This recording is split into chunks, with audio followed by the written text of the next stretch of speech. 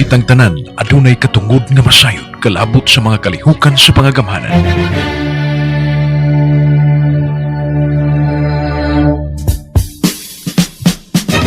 Ang kagamhanang probinsyal nga gipanguluhan ni Gobernador Edgar Migrinio Chato mihanay ning sinimanang tulumanon aron masayod ug mahibaw ang katawhan. Kita ug ang gobernador.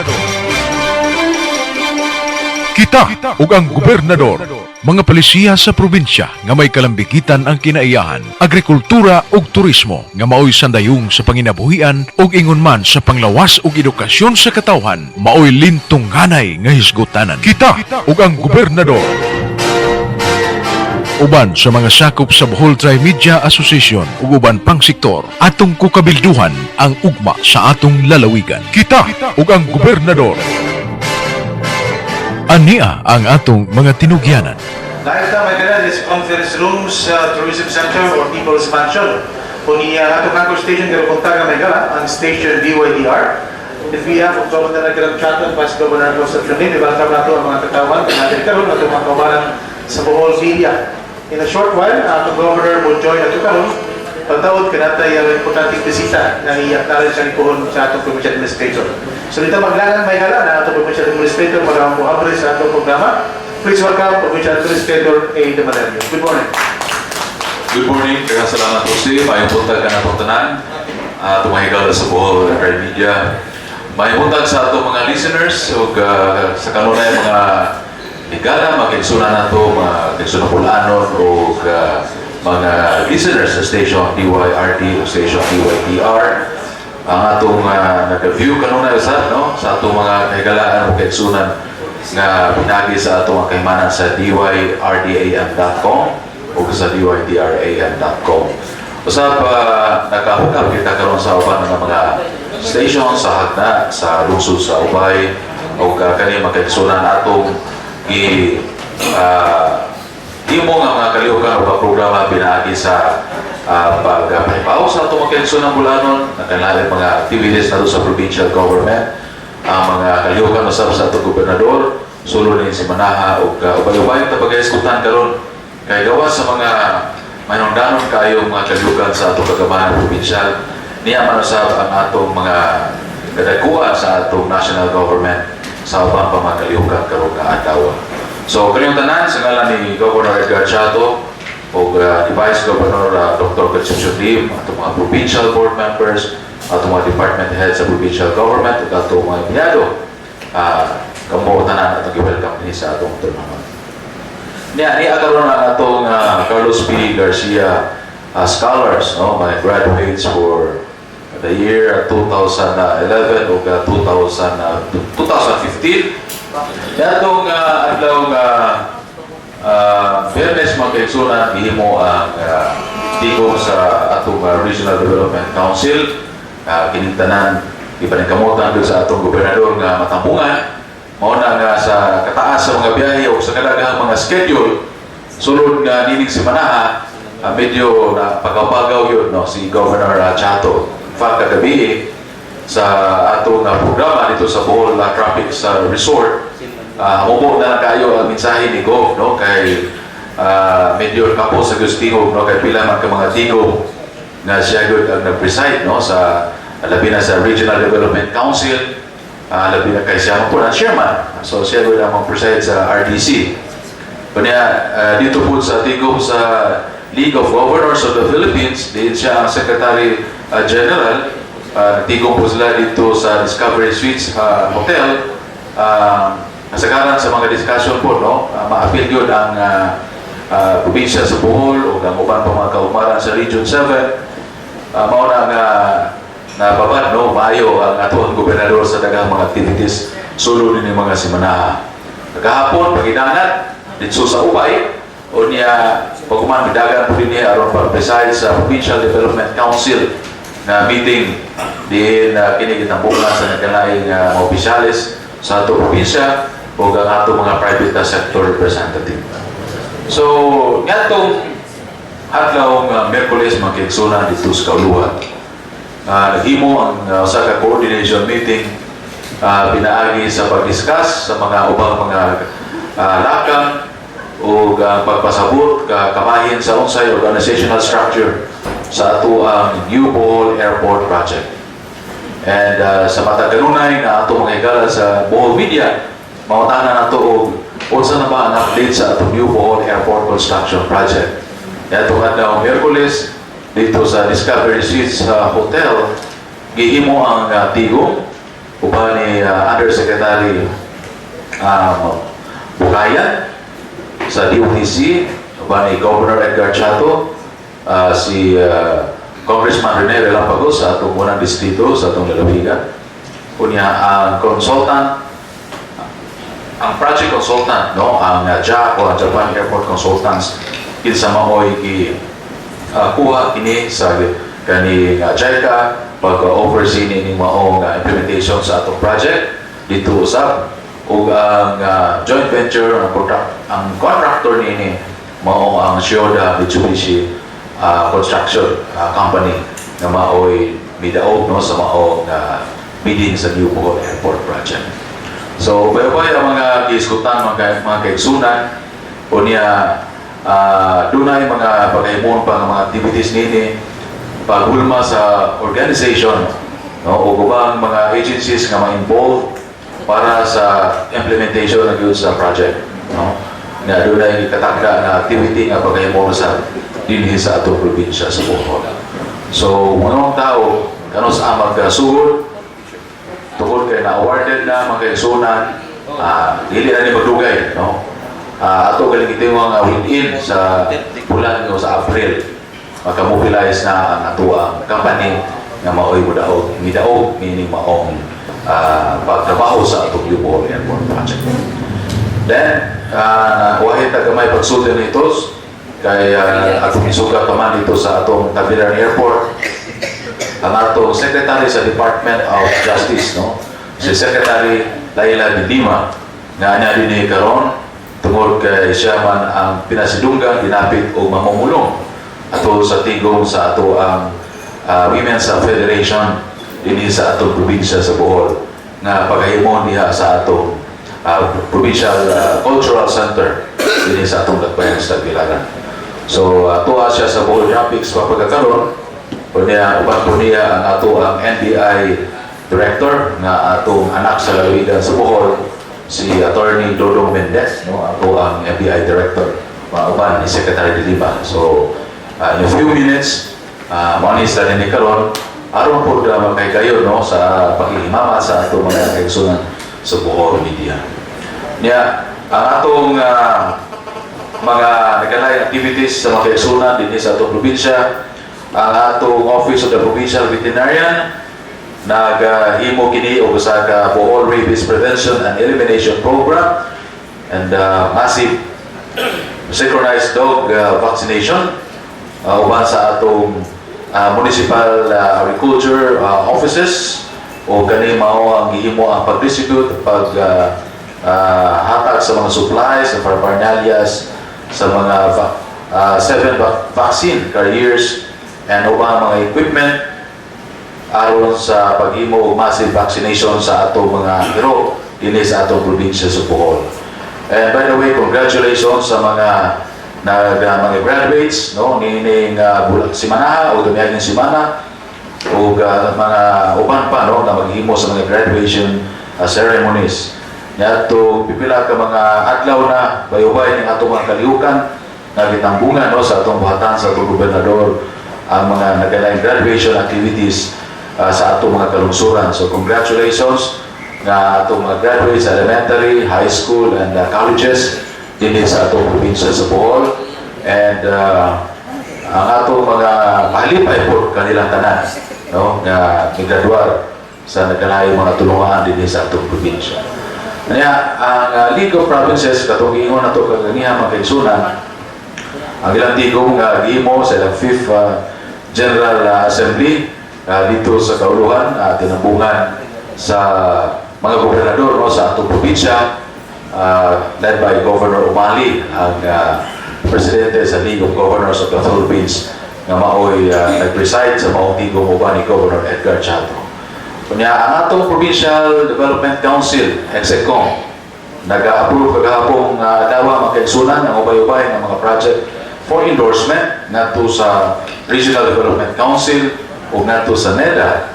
Kaning mao mga proyekto ang atong na-approve no kagahapon presided by Governor Chato.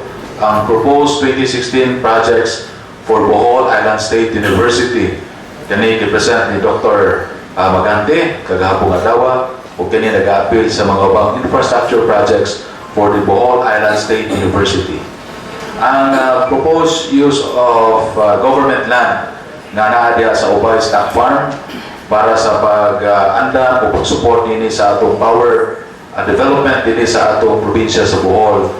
Usa ka ni ka 50 hectare property nga usa ka propiedad kani gipanagiya sa atong national government na through a memorandum of agreement kani pagagamiton sa atong provincial government no para sa atong power development upgrading dinhi sa atong probinsya sa Bohol na iskutan sa kani mga kailangan.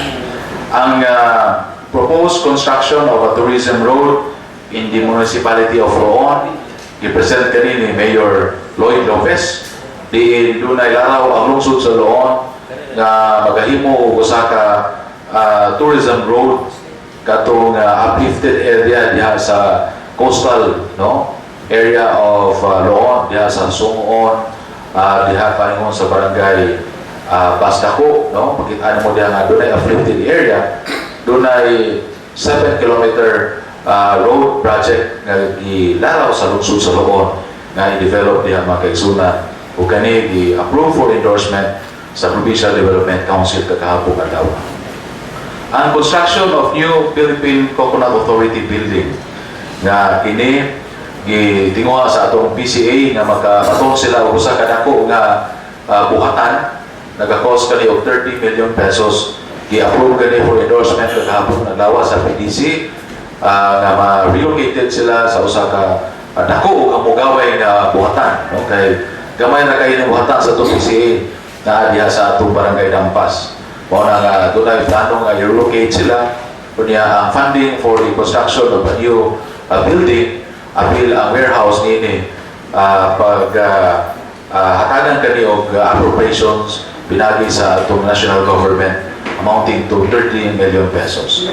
Ang construction of new LTO building nga idusot na po sa kani sa RDC makaigsunan for appropriations for their 2016 budget kantidad gihapon kani og 30 million pesos makaigsunan ka kompleto kini nga usa ka building para sa ilahang administrative and operational needs dato ang LTO kunya mag-appeal kani usa ka impounding area labi na kay ang atong LTO diha karon nga naala nag-occupy sa usa ka gamay kaayo nga luna no wa mo taw sila impounding area nara nang mga dinakpan nila nga mga motor o mga sakyanan na ara taw natampok ang tuwangan mo na nga ang atong i-recommend po sa ilang pag-construct ini nga kahatagan gyud og luna sa maong project ang usa ka impounding area kunya conference room dunay room usa ka pagahimon ana dia pagahimon ang examination kung makuha ka og driver's license o seminar baka kini maong proposed project gi-endorse na kani sa atong Provincial Development Council kahapon adlaw. Lain usab ang construction of new Hall of Justice nga tabungan usab sa meeting kahapon adlaw ni Executive Judge Susiso Arcamo aron pag-manifest sa ilahang lagaw yun nga makatinguha na mag-construct o Hall of Justice o ba ni Judge Leo Lison dito kagahapon adlaw sa PDC o Tulman approve kagahapon adlaw for budget endorsement ang new Hall of Justice na magkatidad kani og 240 billion pesos no o kana ang schematic plan for a new Hall of Justice kana mag-appeal sa atong mga RTC Regional Trial Courts ang atong mga provincial fiscal, ang atong city fiscal, ana na ipahimutan diha o niya dunay drugs court nga karon sa pagkakaroon wala pa gyud sa atong Hall of Justice na o niya ana usab occupy na ang atong IBP no integrated part of the Philippines office, butangan diha, IPP library, doon na siya IT room, doon na utility room, doon na security room, kumplito ka tanan sa mga kaimanan. Doon na conference room usap, unya mas dako ni no og space para tuluhon tingali ang kanakon sa existing na Hall of Justice. Ug tanaw ni mo diha ang perimeter fence sa design mga kaigsunan. Pamugaway siya, doon ay enough na parking space para sa mga judges, mga fiscals, mga abogado, mga lainon po mga clients, no, mga constituents para secure ang maong laraw, ang maong proyekto, mga kaigsunan o maong building. No? So, i-appeal kanil, approve kagahapon kadawa for endorsement through the Department of Justice nga mag-construct o bagong Hall of Justice. O niya, ang usa sa importante nga ilang ihangyo yun ni Judge Arcamo, mao ang kaning archives building, no? Kaya para butanganan sa daghang mga papeles, mga dokumento, of which makita nimo karon sa existing Hall of Justice na yung taon sa hallway ng ilahang mga papeles diya, mga uban nga mga equipment, no? Tungod kay wala magyud siya na-appeal, no? Na warehouse o storage room sa atong kasamtanan nga Hall of Justice karon.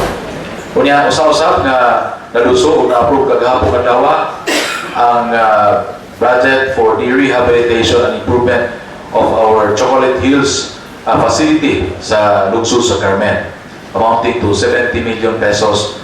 Then this will be endorsed to the TIESA sa DOT for funding and appropriation for the rehabilitation and improvement of our Chocolate Hills complex sa lungsod sa Carmen. Niya, usapon na na-approve kagahapon kadawa for appropriations, endorsement and appropriations for the 2016 budget, mao ang road improvement project sa Barangay Buol, no, padung sa diha sa Banati o diha sa Camellia Homes nga dapit mga kaigsunan, kaya kadawat man ta o usa ka barangay resolution from the barangay of Buol, no, nga nag-request for appropriations and funding for the improvement of kanang maong kalsada, no, sa atong Banati o diha sa atong barangay sa Dampas. And lastly, ang Bohol Tourism for Culture and Arts building nga gi-approve sa kagahapon mga kaigsunan for endorsement and appropriation, approve sa kini. Guban pang mga importante kayo mga agenda na natuki kagahapon adlaw sa maong tigong sa Executive Committee sa Provincial Development Council. And then ang sunod na level ng mga kaigsunan karong March 31, si Governor Chato as chairman sa RDC mo defend ini dito sa kauluhan sa paghimo ni tigong sa National Economic Development Authority ang tanang projects for Region 7 nga lusog kini for appropriations and endorsement ngadto sa ato ang national government, no, para masulod kini sa 2016 General Appropriations Act, no, kayo masulod kini sa General Appropriations Act, then malakip kini sa national budget, no, national expenditure program for the year 2016. And so therefore ang atong lalawigan sa Bohol bayubay ang mga proyekto in terms of infrastructure na madugang for the year 2016 dinhi sa atong lalawigan sa Bohol. Gawa sa mga regular items na mahisukip kani sa budget for 2016 na bina sa atong mga road development project, mga kaigsunan, mayroong tampungan nga dako-dako yun ang road development improvement dinhi sa atong probinsya for the year 2016, no? Kaya daghan naman sa atong mga kalsada karon na gi-shoulder na sa atong national government po ang pagtrabaho nini, no, gawa sa atong pag-maintain nini sa provincial government, sa atong provincial roads, ang Department of Public Works and Highways, basta mo qualify kani sa ilahang category o lang assessment nga kaning mao magkasadahan will lead to a tourism destination, mahimo kini pagfundingan sa ato ang Department of Public Works and Highways, no? So mao na mga kaigsunan. Doon na po dako nga project niya sa second district nga atong mga provincial roads nga gifundingan is kanang nasa lungsod sa Sagbayan, no? And then naabot sa Maribuho, usa kini ka provincial road usab nga ibandingan diha sa barangay Bayakaba, no? Dako na siya og appropriation sa public works karon, plus ang ato pag-ulang nag-ground break na kalsada sa lungsod sa Anda o padung sa lungsod sa Kandihay mga kaigsunan kani tourism related infrastructure projects kani nga funded usab sa Department of Public Works and Highways.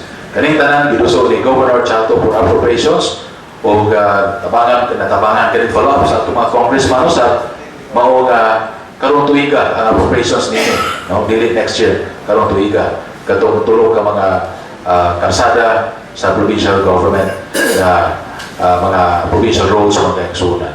And then ang ato usab nga 20% development fund na naa diha kasagaran ang atong road development project sa atong mga kalungsuran na bidid na niya tumiyaging adlaw ang ato pipila ka mga roads sa first district, sa second district o sa third district. No, so hopefully by the month of May, no, kay atong tagaan man og 1 month period para mahuman ang tanang procurement process nini from bidding and then from the bid evaluation hangtod ma-awarded, then ma-issue ang notice to proceed o ang pirmahan ang mga kontrata nini and notice to proceed. Then hopefully by the month of May full blast na ang pag-implementar sa ato mga road concreting projects and road asphalting projects sa ato mga provincial roads na i-manage sa atong provincial government, pinagi sa atong provincial engineering office mga kaigsunan. So we would like to request, no, sa atong mga municipal engineers, sa atong mga kaigsunan sa mga kagalaan sa provincial engineering office, no, pag-keep track sa mga implementation sa atong mga infrastructure projects din sa atong probinsya sa Bohol. Una, kagabi mga higala, naghimo o usa ka recognition night o himo o usa ka hamubo, but simply usab kayo nga kalihukan ato sa 4th anniversary sa Tarsier 117. No? So, kaupat na nga tuig, una kagabi, dito sa Bohol Traffic sa resort, ihatagan o pasinubog o mga token of appreciation o plaque of appreciation ang ato mga nakalay mga local disaster councils o mga nakalay private organization, mga civic clubs o ubang mga national government agencies o diha gani ang mga local government units na very responsive, no, sa mga panahon na dunay mga kalamidad, dunay mga panahon nga kinahanglan ang ilahang serbisyo sa Tarsier 117. Apil ang mga hospitals nato, mga kaigsunan, ato gitagaan og plaque of appreciation sa coordination sa sistema nga ato gi-adapt panahon dunay emergency, dunay calamity, ato i-acknowledge ang ilahang effort sa mga kaigsunan sa pagtinabangay, labi na sa ato mga hospitals dinhi sa atong nagbayan sa Kapilanan. Of course, ang ato PNP kitagano sa buong pasidungog, and siya ang maong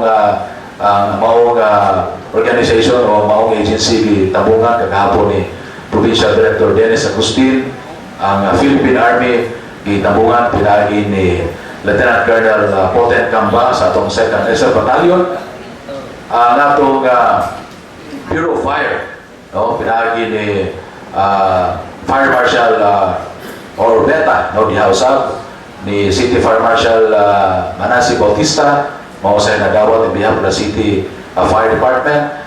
Ang atong hepe sa atong nagbayan sa Kapilanan, no, si Chief Inspector George Valley dito ni Ambo ni Dauto sa mga pasidungog. And of course, ang mga mayor nga diha, si Mayor Babaya, no, atong pasalamatan sa yang constant ug yang consistent nga pagtabang sa tanan atong operasyon sa Tarsier 117. Si Mayor Ayuban, Manilo Ayuban sa lungsod sa Alicia, diha usab dawa sa pasidungog uban sa iyang response team, no, sa Alicia. Si Mayor Miriam Sumaylo, gipresentahan ni Kagawad Cheng Simafranca, no, kay diha may conflict sa schedule ni Mayor Sumaylo. Si Mayor Domi Chato, diha usab dapat sa pasidungog, pinagi sa ilahang balilihan na local disaster council, And si Mayor Dodong Tokmo, represented by Vice Mayor Marisol Dakyo, of the town of Corelia. Uguban pa, no, nato nga mga gihatagan pa sinungo kagahapon. Ang Department of Health, uga nato ang mga higala diya sa Calyares Hospital, kagahapon diya si Dr. Edgar Pisaras. Ang atong Bohol Partners Club, binagi ni Dr. Doyet Tumandungan dito sa bidawat sa maong pasidungog. Uguban pa mga nagkalaing private sector o civic organization na kanunay nagatimpang kanato magkaigsunan sa panahon na rin natin mga kaliukan, programa kini, mga activities o mga events sa atong Tarshi 117. Pasalamat kita sa tanan nga midunar, no? Ug dugo, no? Kay yaging atong yaging adlaw, naghimo matag bloodletting activity dito sa Island City Mall o sa BQ Mall. Atol kani og apil kani sa selebrasyon dito sa atong pagsaulog sa 4th anniversary sa Tarshi 117. So, in the meanwhile, atong nahidalat na dinhi ang atong Secretary sa Department of Justice, kunya atong natagan og gamay nga luna alang sa inyong mga pangutana sa Bohol Media. And then, kasi magka-join po si Governor, no, tarong-taon kay after dinhi, mo-proceed pa rin sila dito sa activity sa Bohol Cultural Center. By the way, mga kaigsunan, ang atong Bohol Olympics sports competition, medyo mabuo ang pitsa niini, no? Instead of April, ari na sa bulan sa Mayo, tungkol sa dagang hangyo sa atong mga naglaing sports coordinator, tungkol kay doon na may palaro pabansa, no, nga paghimuon. So, medyo ma-adjusted ang atong pitsa niini. This will be announced next week, but definitely ma-postpone ang atong Olympics instead of April 23, 24, and 25. Pagkahimuan pa na mo Kgob karong Lunes para i-assess na ito kung saan adlaw. But masudyo ka sa 3rd week na of May. Tungkol ka sa human sa Holy Week, pagkahimuan man, no, ang kaning palarong pabansa. Di-indaghan sa ato mga athletes na ma-appeal sa Bohol Olympics. Appeal ang mga coaches, ang ato mga kaning technical team gikan sa Department of Education, mo-appeal naman po sa delegasyon nga mo represent sa atong lalawigan sa Bohol sa palarong pabansa. Muna na doon ay changes sa atong original schedule na na-announce na atong miaging simana. But still, open na karon ang atong ang sports and youth office sa mga entries na nagkanay lungsod nga mo appeal para masayo ang ato ang screening, no? Kaya doon na mag eligibility sa screening ang atong i-require, no, sa atong screening committee for the accreditation sa kanang athletes, competitors na mo appeal sa Bohol Olympics sa 2015, no? So I hope na masayo-sayo ang ato mga entries sa ato mga local government units. Okay, thank you very much, PA. Ato pong i-develop yan ang katong Tasher, PA, kayo po mga series of skills demonstrations sa atong atrium o ICM. Natin mga litratuan ang nagala, nanindot kayo itong inahihimo ng mga kaliukan, no? Bloodletting, gumawa pang mga series of rescue exercises, matawag na ito dito. And then, ato pagtibaya nagala sa tanang mga inaugurations karon sa mga school buildings. Dating inugurahan ng turnover ng 3 classroom building sa Santo Niño Elementary School sa Talipon. Naputay dito sa Balikasad Elementary School ang turnover ceremony sa bagong classrooms nila dito. O dito po tayo sa Itsul Elementary School sa Inabanga ang turnover sa ilang school building. Then dito po sa Luyo Primary School sa Inabanga ang turnover sa school buildings. O karong Sabado, ano na tayo turnover Magala sa classroom buildings na po dito sa Hagulinan Grande Elementary School sa Balilihan o San Agustin Elementary School sa Talipon. So ubay-ubay ang itong mga inugurahan karon ng mga school buildings part na sa programa sa edukasyon sa atong Kagabanan Provincial o po si Governor Arquelet Cato Vice Governor Concepcion. While we are promoting tourism, Dawisan Panglao nagpabili ng problema sa ilabay ang basura because until now mura magway mga tinailhan nga mahuman ining for landfill within this year. Kung sabay mahimo para mapadali-dali ni PA kay medyo kalisod-lisod na kay naman magpalabay por kami sa daw isang tao dili na sila mosugod nga basura ilabay dito. So kung sabay mahimo sa provincial government ini. Karon na ongoing ba dito no ang construction sa phase 3 sa ato ang landfill project sa lungsod sa Albor. Utol dito yung gamay mga mga po nga kakulian no sa stage sa implementation. Mao na nga jay tigo gitawag ni Governor Chato si attorney Asilo no attorney Asilo sa Kiesa pa ni Mayor Efren Tungol para paghanay sa unsay mga problema no sa implementation sa phase 3 ini.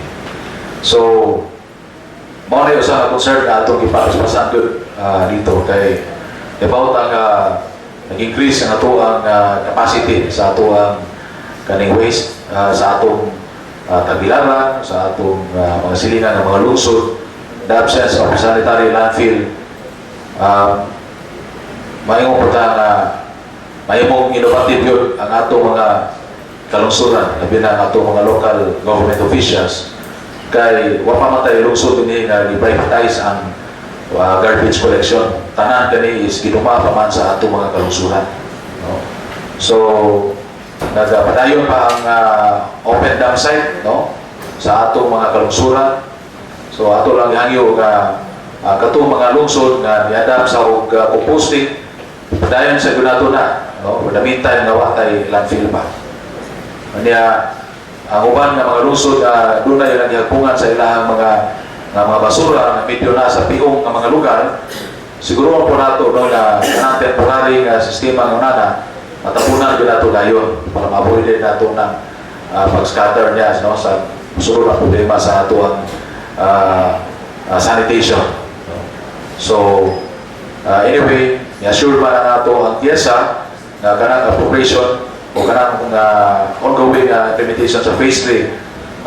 Although, murag nag-negative slippage na ganit no, sa ilang report, itagaan-tagapi ni Mayor Efren Tungol, but still, ato itinguhagod na makomplete o maahuman yun ka na. Kaya na diha ang atong murag 14 ka mga lungsod nga ni pirma sa Memorandum of Agreement that will include the sanitary landfill cluster sa mga kalungsuran na dinha sa lungsod sa pasalamat at sa 187 viewers and visitors worldwide no? Sa NYRD, the same number po natin sa NYTR.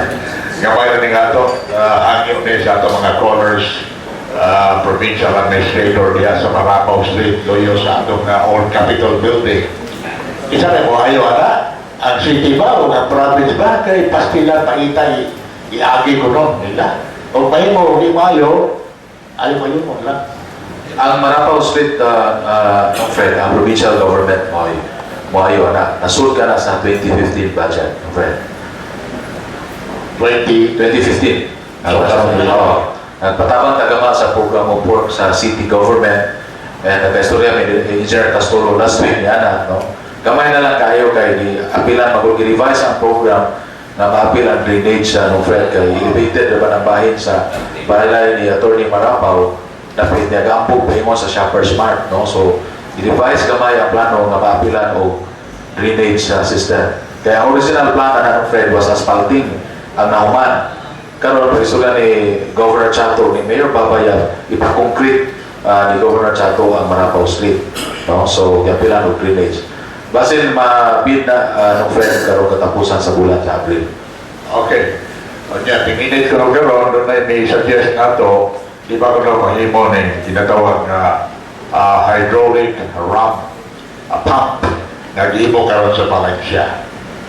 Saan ang Fred? Hydraulic ramp pump. Ramp pump? Oo. Nahimo na sa Valencia. Pila ka barangay ng sibihan na Okay. Mawala kita ng Fred no? Nagkalapit lang sa Valencia kaya abundal yung source sa tubig, no? Ganit ka nag-agas na falls diya sa Badyan, no? Usog kayo. But tungkol kay taginit no Fred, apil na mo kaghapon kanawa pag-approve sa gilusot nila ni Larry Pamugas nga budget no for cloud seeding, no?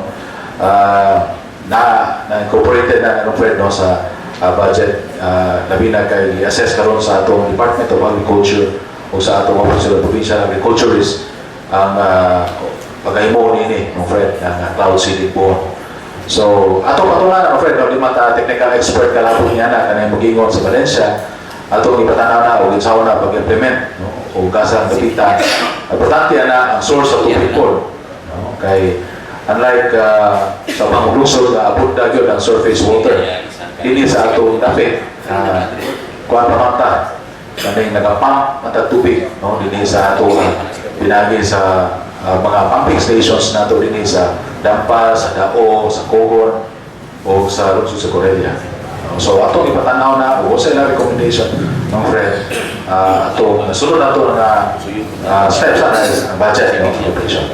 So, Kining atong naging first week sa karong buwan na administrator, nakasakay ko itong supercat ng pangga ipagpantalan sa o diyan nato na kong Domingo, nakasakay na ko sa Ocean Jet, ay mo dito sa Cebu. O diyan na ang ko, pag-abutan mo niya sa laon sa Maribo o doon ba na, niya sulong balik.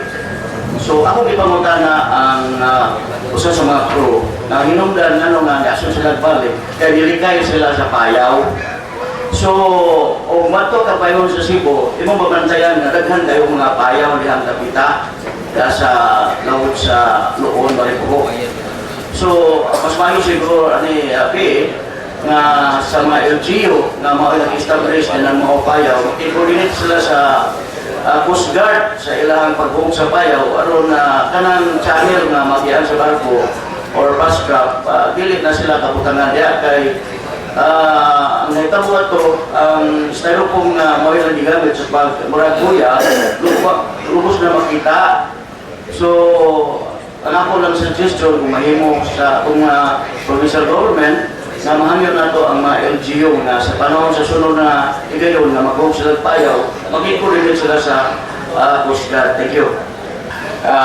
Nakalungkot na doy no katong supercat kung ano dito na news magito yun sa kaning ABS CBN no manda na kay wala ka makita pag naudoy no? Pero anyway o kanang concern sa payaw ay kung ito tapagkibawa ng ano mao'y rason na sa matag adlaw halos upat ka biyahe sila ano ana po kayo na naka-encounter sila ng payaw no pila na mga tuig ang biyahe sa mga fast car niya na kanong karon naman ma-rise na problema nga payaw may hinungdan nga kanang navigational route nga ilahang giagian sa pila ka tuig maura maging rutahan no? So we have to verify that report no?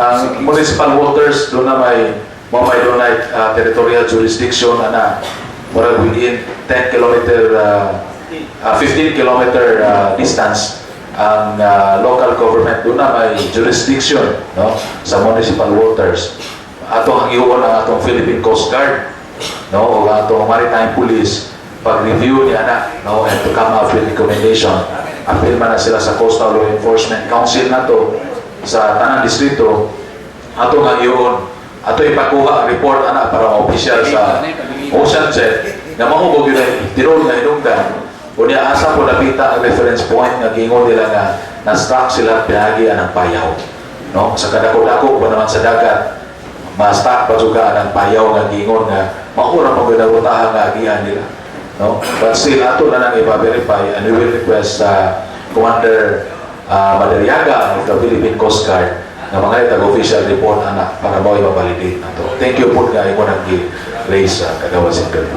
Kung sa na-update, initial lang sa proposal sa mga power investor kalabot sa tinguha sa province ka makapatuntag kaugalingon nga land-based power supply, sir. Thank you, Ray. Kagahapon i-announce ni Governor kuman sa other matters sa PDC na doon ay second round of meeting sa mga power investors. No, niya itong first na tigong niya itong February 9 or 10 mura 11 to ka mga power investors na manifest. Kung ano to siya, hamubo na to kayo na activity, no? Meet and greet lang to sa tanang power utilities o power corporation gikan sa laing dapit no sa Manila o sa Cebu doon ay uwan na ni mga international corporation kani nga may manifest ka put up o power generation plant dinhi sa Bohol, no, whether unsa nga type of power ato silang ipasubmit o detailed, no, na development plan kung unsa ilang gusto o sa ilang interest. But of course, renewable energy magyud atong i-encourage, no. So whether windmill or solar power, although uban gusto mo propose og coal power supply dinhi kanang gitawag clean coal, still gidawat na ang mga proposals. But doon ay second round meeting din lay down sa ato ang Bidago Bohol Energy Development Advisory Group led by Governor Chato and ang Vice Chair niya sa Department of Energy, so that makapresent na sila in full detail kung unsay ilang gusto po nga modality, whether purely private ba ni siya nga corporation nga mo construct, operate and maintain, and then ilan na silang i-connect dito sa atong grid, and then eventually nga to sa atong power utility distributor, which is ang Bohol Boheco o ang Bohol Light, or joint venture ba ang ilang gusto. Kaya doon naman yung bang interested power investor na ang ilang gusto po is joint venture with the provincial government.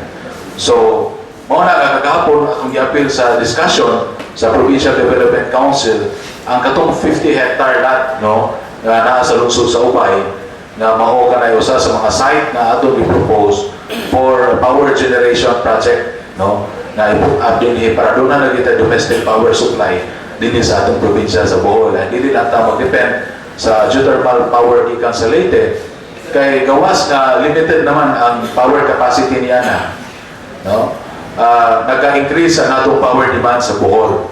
Now with the coming of the new Bohol Airport project and uban nga ba development sa lungsod sa Panglao sa Dawis, gitun-a na sa atong Bidago, atong Bohol Energy Development Advisory Group ang plano sa atong lalawigan sa Bohol, no, ang power generation capacity, demand o uban pa para doon na tayo sufficient o sustainable na power generation plant din sa atong lalawigan sa Bohol. So one update Ray, kung kanusa ang schedule nini, we will update our Bohol media para sa panibaw mo o iba makatampong baga mo sa sunod na tigong.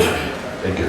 Update lang kayo sa plano sa provincial government sa Youth Rehabilitation Center na ipainunan na to sa lungsod sa Bilang. Reply na na doon, no, gikan mismo sa ato ang national government, no, gahapon kaning appeal na o ganaw si Governor Chato na mag-create siya usa ka executive committee to be led by our department head from the OPSWD, si Lita Tixon, na maoy mag-lead sa committee niya ng atong maong proyekto na i-laylon na sa lungsod sa Pilar, and i-open din sa mga nagaling interesado na non-government organization na maoy manage nini, no. So the provincial government is open for partnership, no, meaning maong facility nga ipahigayon o ipahilo na diya sa lungsod sa Pilar. Dusun naman ang plano nini, ang development plan nini, ang appropriations ani dong tungkol ay dako-dako man mo kabate sa mga halos 100 million, no, ang tipo ka facility din na ato house ang ato mga kabatanunan.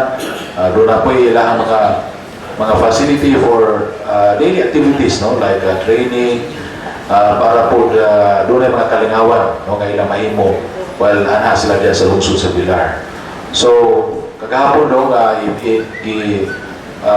Tagalog hangyo ni Governor Chato ang atong provincial legal office, no, to prepare the executive order para sa creation na all of justice, asa man ipahimutang nga ganun sa akin masugdan din ako'y mga suggestion nga samtang wa pa ang pagtugod sa bagong Hall of Justice, pwede ba daw na ay temporary storage room sa mga gamit sa Hall of Justice kay murag samok daw ito ng tanawon.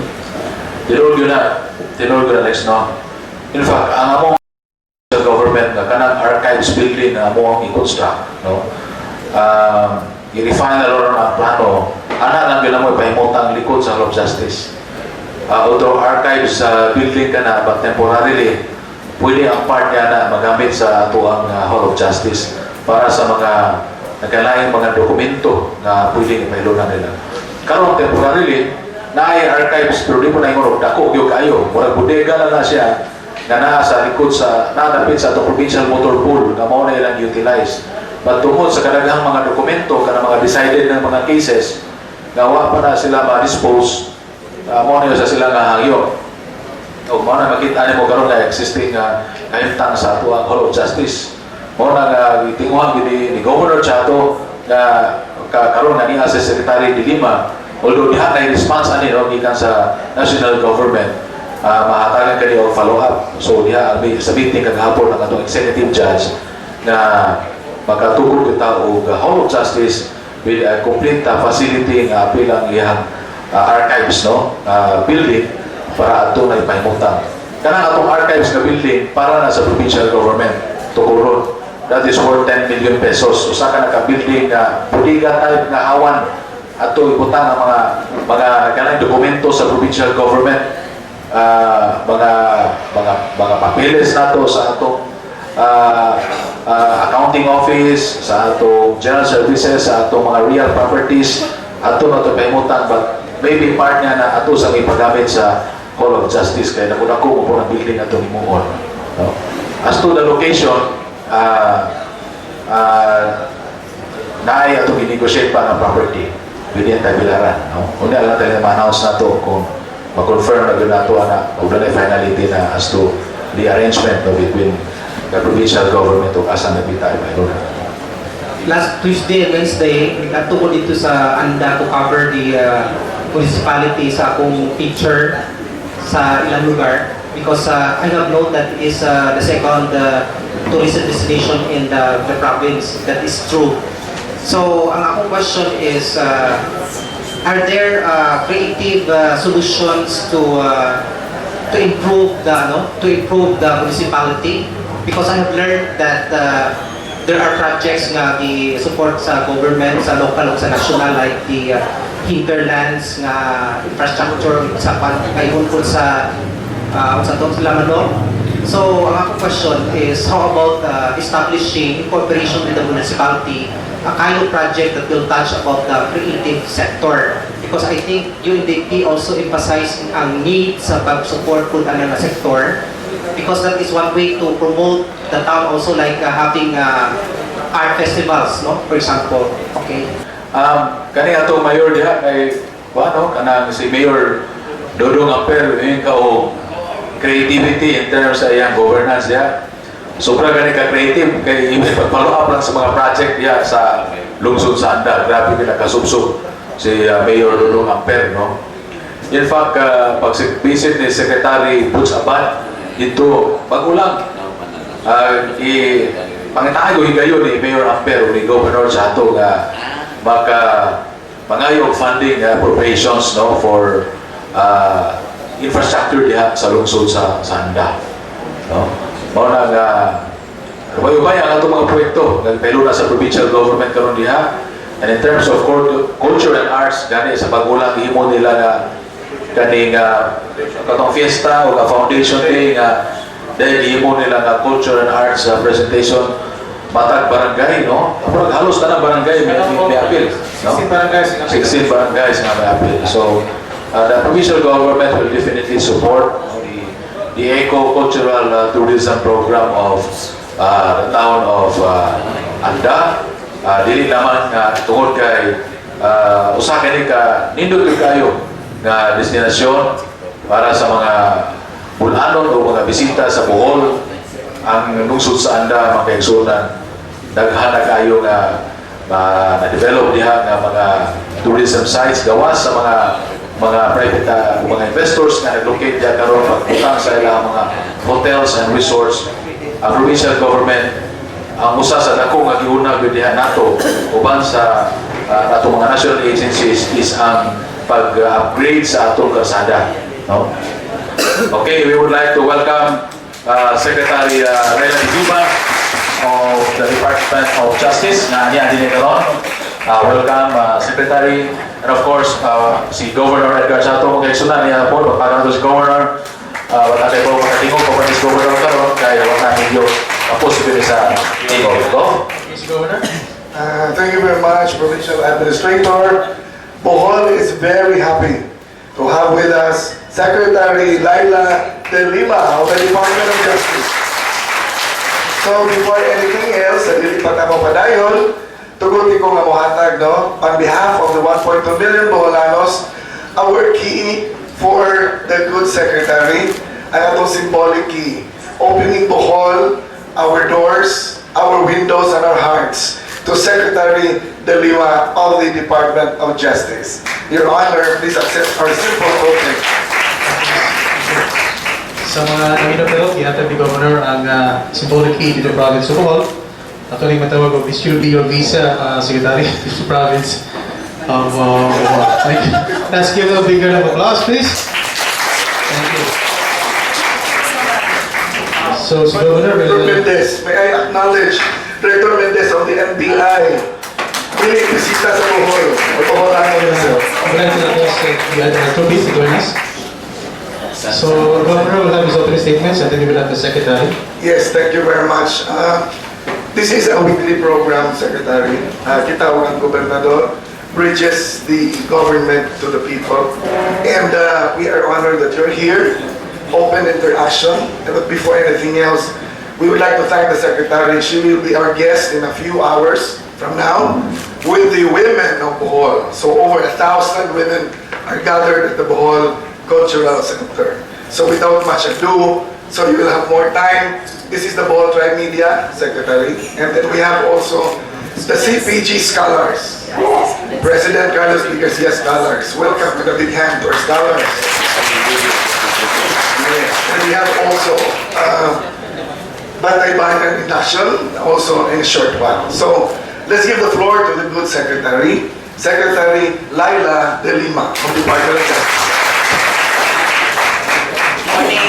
Morning naman po sa inyong lahat. I'm so happy to be here in Bohol, and easily, as soon as I landed, I could feel the warmth of the people of Bohol, from the airport to the resort and now here at the Governor's residence. I am so pleased to see Boholanos. This is actually my third time only. My third time. I was here when I was still with the Commission on Human Rights. I think some people remember that. And then after that, I came for a personal visit. I made sure that I was incognito the second time around. But I was still also with the CHR. So I'm back, and I could see how progressive Bohol has become. It has become really a very attractive tourist destination. And sinasabi nga po nila sa akin kanina, sana ho mag-overnight kayo mamayang gabi because I'll just be whole day today. My return flight is in the afternoon. I'm just going to grace the occasion, the culmination activity of the Women's Month, because as some of you or many of you know, March is the Women's Month, and patapos na nga ang March. And I always would like to interact and engage with women's group and especially youth group. And I'm so glad to see our scholars here. So I'm open to questions from Tribe Media. I understand this is a weekly forum. So again, magandang umaga po sa inyo. Okay, thank you very much, Secretary. Proceed with the question and answer. Attorney Salva of Bohol Times, and then Senator responded with you, Federal Meta of the ORD. Thank you, Tos. Good morning. Good morning, Director. Madam Secretary, good morning. Morning. Good morning, PA. Two issues, Madam Secretary. During the IDP National Convention in Cebu, you were quoted as saying that you are pushing for a change, an amendment with respect to the weight of evidence required in the prosecution of crime. Yes. From probable cause to preponderance of evidence, one. Second, since you are here as guest of the women's group in Bohol, and one of the problems facing the women all over the Philippines is about the discrepancy in the weight of evidence between men and women with respect to adultery and concubinage, what do you think needs to be done in order to really send a message to women that you are concerned for them as a woman? Okay.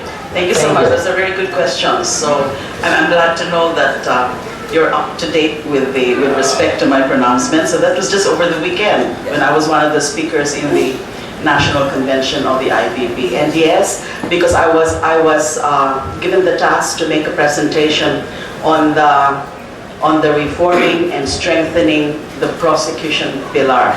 And it was a very interesting subject matter. And so I articulated on the various initiatives that we in the Department of Justice has been doing for the past 4.5 years. And we are pushing for the raising of the evidence threshold in criminal cases, particularly at the preliminary investigation stage, from the current probable cause to something higher.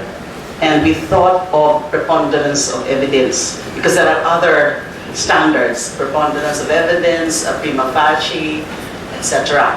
As you know kasi, sa preliminary investigation, to the benefit of our students here, no, and I wish you would study law so that you would know more. And by the way, I'm so happy I'm a Bedan, and the bar results just came out yesterday, and number 1 po, top-notcher po ang San Beda. Number 1, number 6, and number 7. So I came from there, and I used to teach there. So going back to to the threshold, alam niyo po, kapag yung criminal cases po nag-uumpisa sa preliminary investigation. So after the police investigation or investigation by the PNP or the NBI, as the case may be, these investigative agencies would file a complaint to the prosecutor's office. And the case will undergo a proceeding called preliminary investigation. The preliminary investigation is the determination of probable cause. What is probable cause? That a reasonable man would believe that a crime has been committed and that the respondent or the suspect is probably guilty of that crime. That is the determination of probable cause. So if there is a probable cause, isasampa po ang kaso sa korte, criminal information is filed in court, and the case will undergo trial. But the threshold now would be so high because the threshold would be proof beyond reasonable doubt. It's a difficult threshold to achieve because any doubt as to the guilt of the accused would result in acquittal. Now we saw the big gap between these two standards of probable cause and proof beyond reasonable doubt. Kaya ang nagiging resulta, nakakapasa palagi sa probable cause determination, but pagdating sa trial, hindi na nai-strengthen yung ebidensya. And that is also because partly the fault of both the investigators and the prosecutors. Because they become complacent, wala na silang pakialam kapag na-file na sa court, they don't strive to strengthen evidence para ma-meet yung standard ng proof beyond reasonable doubt. So karamihan na di-dismiss because kulang ang ebidensya dahil probable cause lang.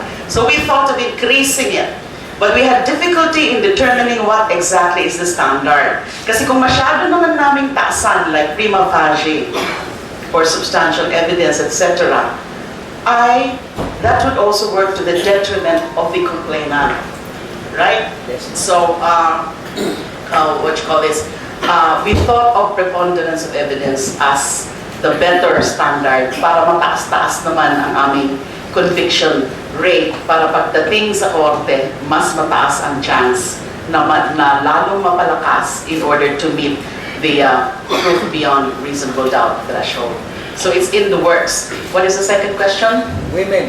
The adultery and concubinage. Again, that's a very good question because that is precisely one of the proposals of the Criminal Code Committee.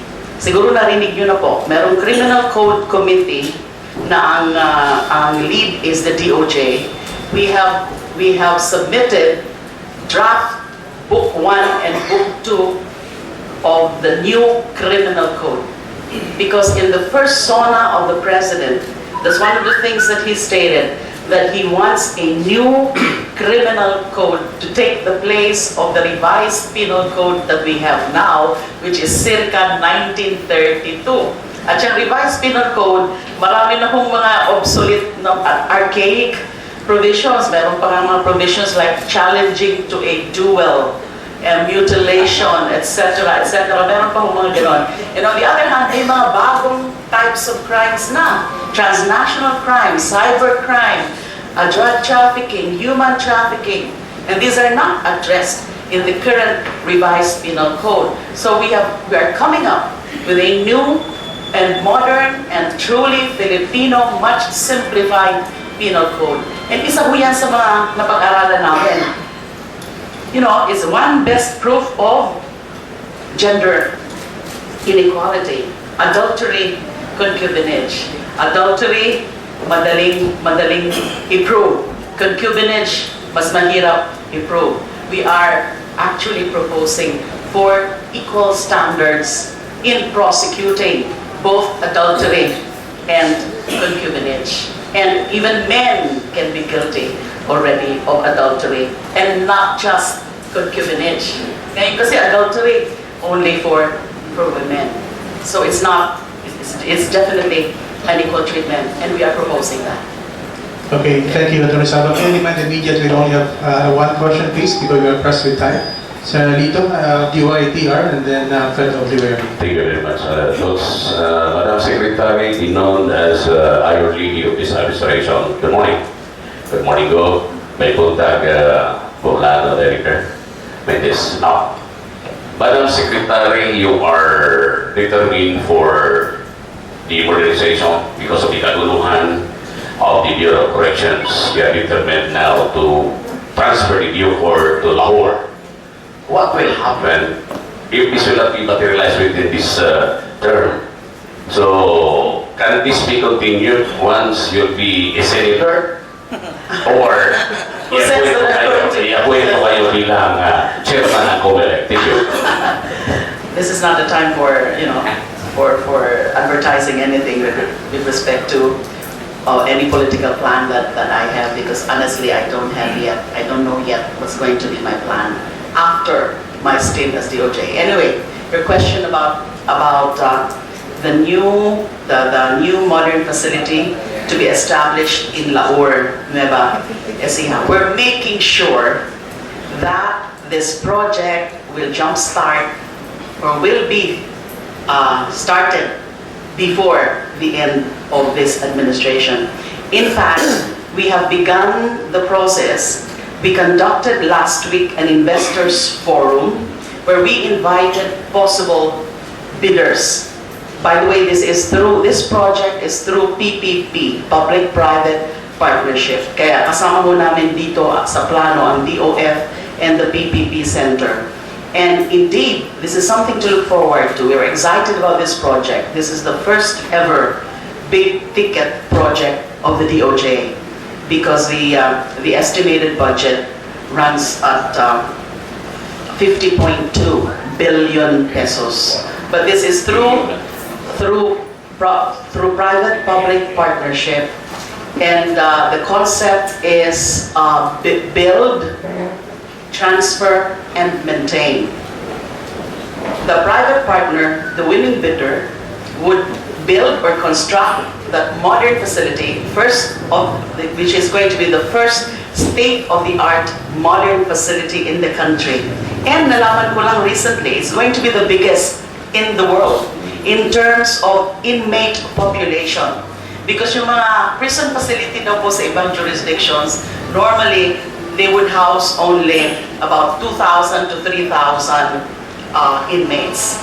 Etong sa amin, etong sa Lahore, would house between 27,000 to 30,000 inmates, because we're going to transfer all the inmates from the National Bilibid Prison and from the Correctional Institution for Women sa Mandaluyong to that facility. So the private contractor would construct in 3 years. So if everything goes well, if everything goes on smoothly, the bidding, We hope to award the project by October of this year. We hope to sign the contract before the end of this year. But they would have 3 years to construct. So that means after 2016 na matatapos. But at least, masimulan man lang. So after 3 years, the private contractor will transfer the ownership of that facility that would run to about 170 hectares land area. But the entire land area being donated to us by the Armed Forces of the Philippines is 500 hectares. But even for this facility itself, 170 hectares. The rest would be for agricultural mga undertaking ng mga inmates. So after 3 years, they will transfer ownership to government, specifically to DOJ and Bucor, and then they will maintain the facility for 20 years, and then after 20 years, they will totally give or turn over the facility to government. So we were very excited about it, and we saw how high the interest was among the industry, among the private sector. The big ones were among those who attended the Investors Forum last week. So mag-start ang bidding before June of this year. Thank you. Okay, thank you. We have Mr. Fred Arneta of the UIRD. Hi, good morning, Secretary of Justice, Governor, our Bolano friend, Mr. Mendez, Attorney Mendez. We would like to inform you, ma'am, that last February 14, one of our colleagues in the media was gunned down. Who was this? February 14. Who was this? The media practitioner, the victim? Yeah. Who was the victim? Engineer Maurito Lim. And this is being followed upon by also by the FBI. But that is not my question because the investigation is going on. What can you say about the survey that 60% of Filipinos favor divorce? So, in your own opinion, I'd like to state my personal opinion of mine. I've always been for really the divorce, but only for very strict grounds. Strict grounds like really totally irreconcilable differences between husband and wife. We now have the family code which authorizes or allows annulment of marriage. My own marriage has been civilly annulled, and under the civil code. So I'm not encouraging separation of spouses. I'm not encouraging divorce of spouses. But let's keep our minds open that indeed there are situations that it's better that spouses separate than they stay together and living like hell because of irreconcilable differences. I know that we are predominantly Catholic, and the church is very much against initiatives like that. In the same manner, they were against the RH law. But we should start keeping our minds open about these things, that we have to face reality, that indeed there are problematic marriages, and that the best way to solve or to end the sufferings, quote unquote, of couples is through a legally sanctioned proceedings like divorce. Because there are lots of factually separated couples anyway. But how do we address now couples going their own way, and then couples having new relationships with other partners without any legal cover, correct?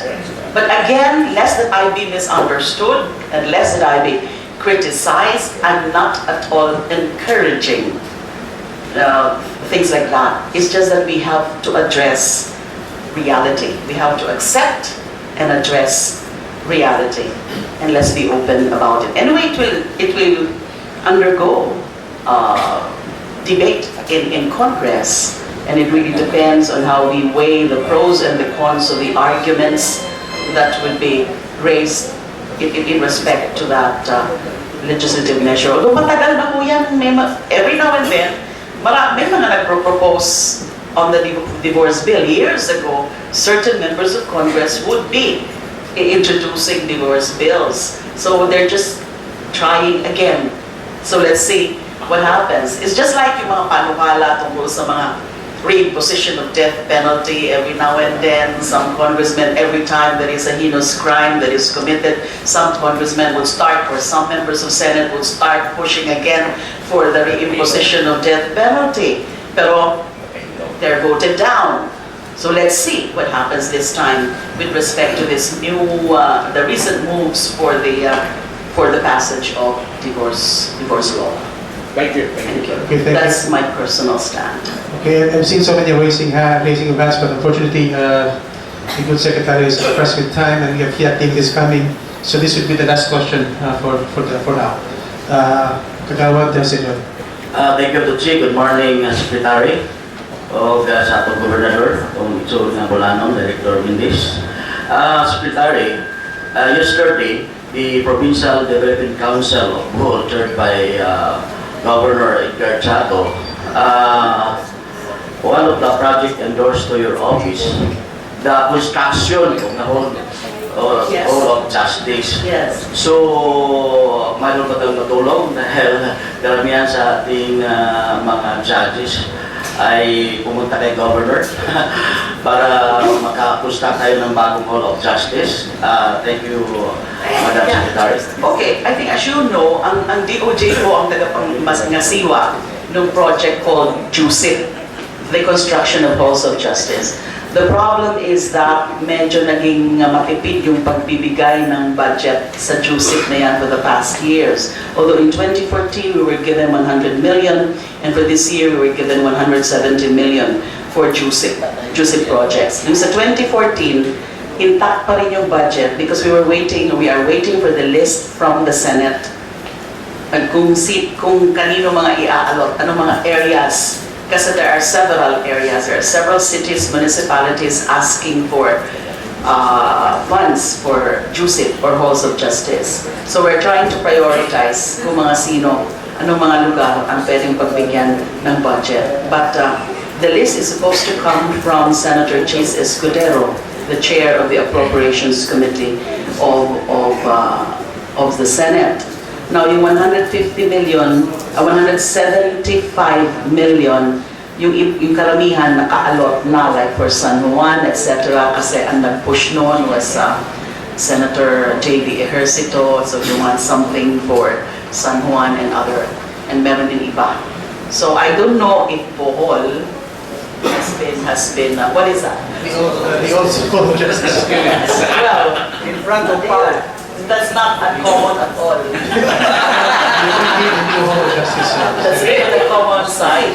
It's really, pinag-uusapan nga mo namin yan ni Chief Justice na sila, they also want budget for their own, na dahil meron din sila mga dapat na mga ipatayo na mga new halls of justice. Alam nyo naman na yung Hall of Justice ng CDO, Cagayan de Oro, was raised by fire. And that building happens to house the courts and the prosecutor's offices and even yung mga PAO office. And that's why nahihirapan nga ngayon sa pag-reconstitute ng mga records ng case kasi lahat naubos. Yung records ng judges, yung records ng prosecutors were all gutted by fire. So that's one disadvantage for having, for putting all of us in one building. Kasi pag nasusunog, lahat. So, yung mga ebidensya and the records, in reconstituting the records, now we just have to rely on the records of the parties themselves. So it will be more laborious. The process will be more protracted and laborious. Okay, thank you very much. On behalf of the Bohol media, thank you very much, Secretary. So at this point in time, may we ask your final statements or final messages to all the Bolanon people listening right now? Oh yes, again, I'm very pleased to be here and so happy, and I'm glad to know that your media here is quite really adept and really conscious and aware of all issues. Nabuti nga, wala na nagtanong tungkol sa Mama Sapano, tungkol sa TRO ng Court of Appeals, about Makati, etc., because this happened to be the burning issues of the day. But if you listen to the speech of the President yesterday in the PNPA graduation ceremonies, he wants closure already. He's asking for understanding. But he had to explain his side, his own perspective, because, some people are masyado silang they easily pass judgment without knowing really all the facts. Ang Pangulo nakakaalam kung ano yung mga pangyayari.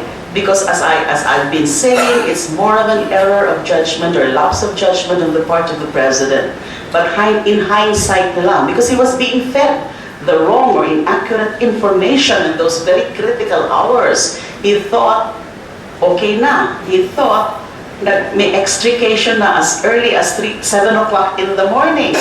Kasagsagan pa lang pala ng bakbakan nun. Nag-uumpisa pa lang ng mga pinapatay. Lalo na yung mga 50, nandun sa 55th.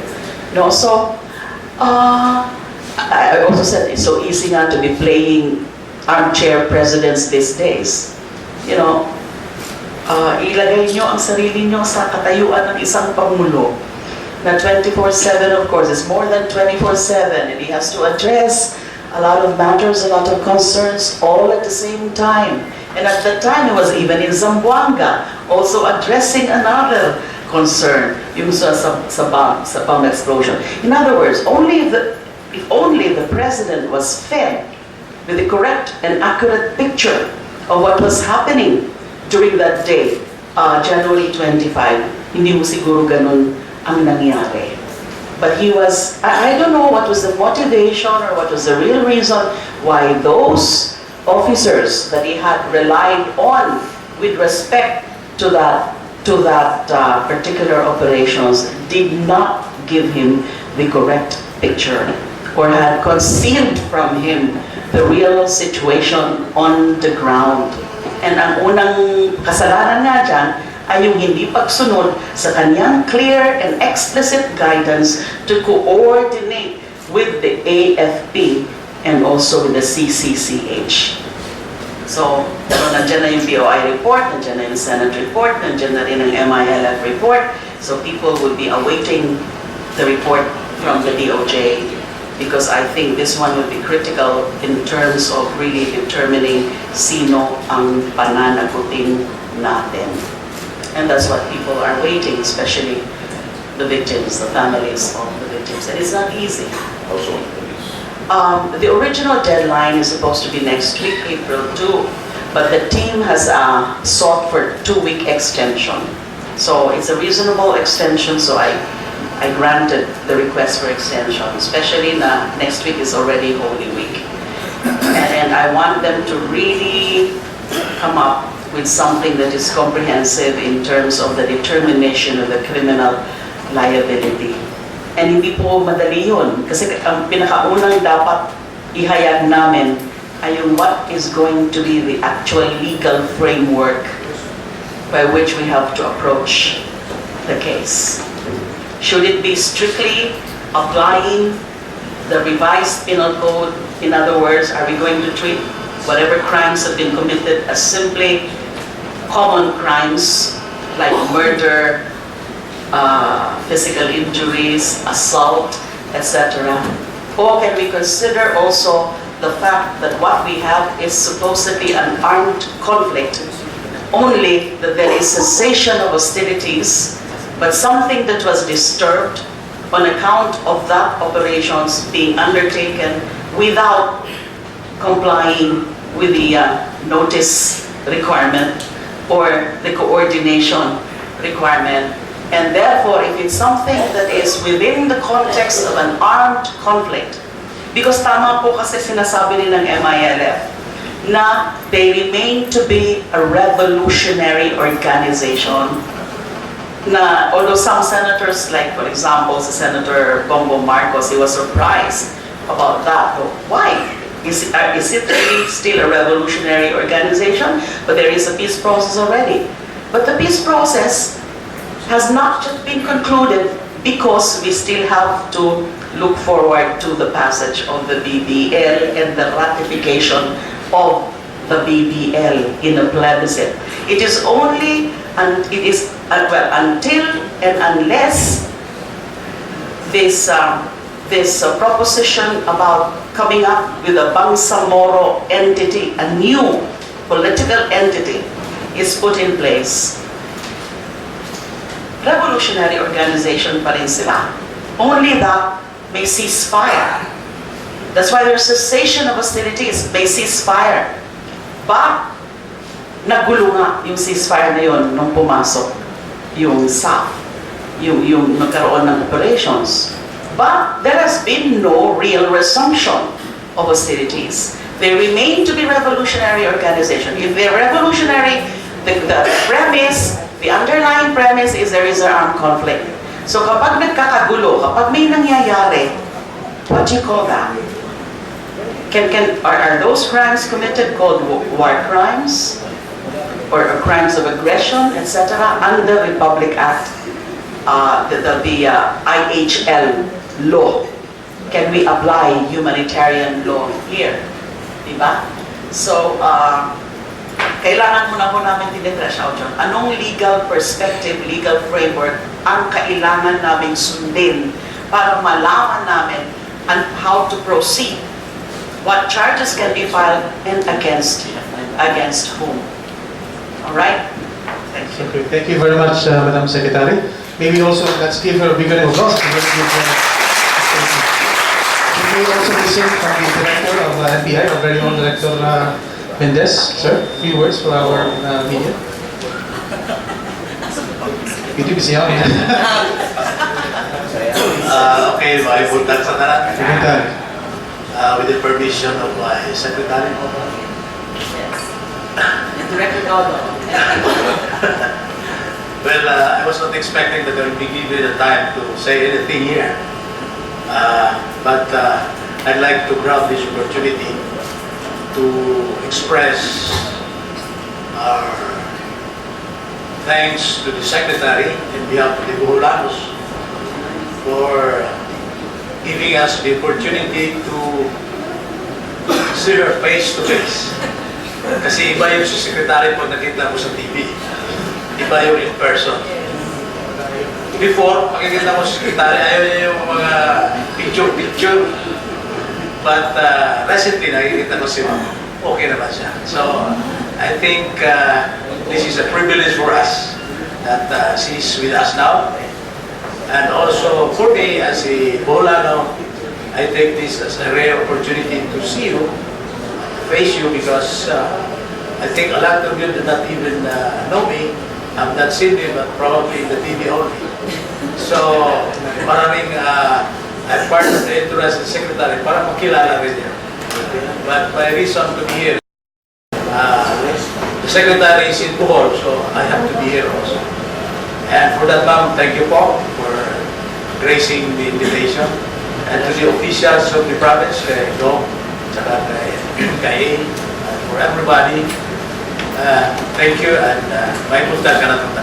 Okay, thank you very much. Thank you, Governor. Thank you very much. Anyway, from here, we would like to inform everyone the Secretary is moving to the Cultural Center. Now, swerte ang Bantay Bayan. Kaya yung sugot sa Secretary, yung bakit mo take over ninyo. Kaya nawala ang tingong Governor. So, and then after that, our photo ops with the CPG scholars. Okay? Okay. So let's give a big hand to Secretary Lima.